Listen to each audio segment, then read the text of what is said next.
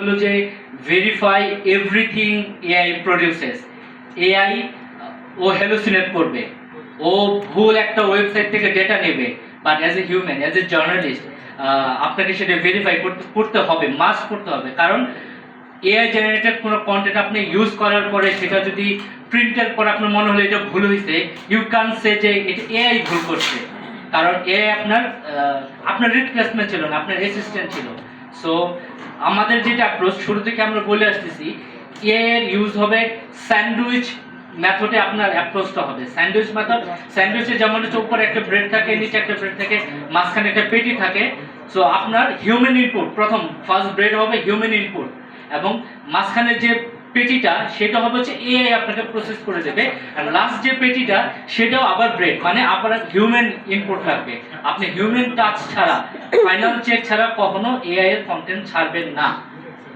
তারপর হচ্ছে আমরা never publish AI generated text without human editing. এটাও আমি বললাম যে কখনোই হিউম্যান এডিটিং ছাড়া করবে না। কারণ আমার রিডার, অনেক রিডার আছে আমাদের চেয়েও বেশি স্মার্ট, আমাদের চেয়েও বেশি পত্রিকা পড়ে, আমাদের চেয়েও বেশি লিখে, হয়তো বা পত্রিকায় পাবলিশ করে না, বাট দে নো। সো আমরা তাদেরকে এখন অনেকেই বলে, অনেক রিডারই বলে, যেমন ভাই সব কিছু কেমন এআই এআই লাগে, যে বাংলা পড়ুক ইংলিশ পড়ুক যেই পত্রিকায় পড়ুক মনে হয় যে সবগুলো ল্যাঙ্গুয়েজ একই রকম হয়ে গেছে। সো ওই জায়গাতে আমাদের পারফেক্ট হয়ে যাবে। এবং তারপর হলো যে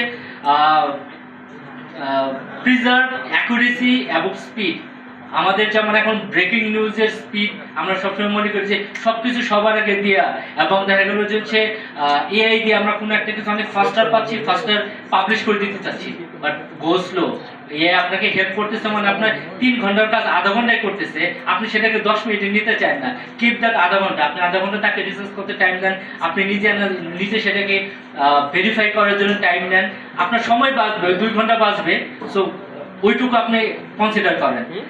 অ্যান্ড তারপর হলো যে ডিসক্লোজার দেয়া।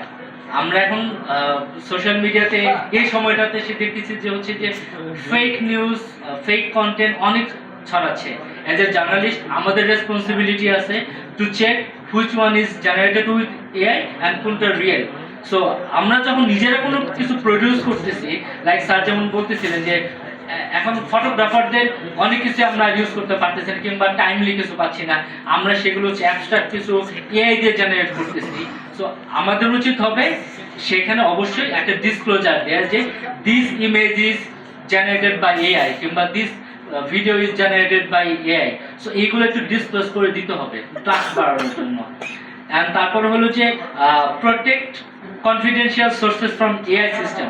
এখানে একটা ব্যাপার আছে, সেটা হলো যে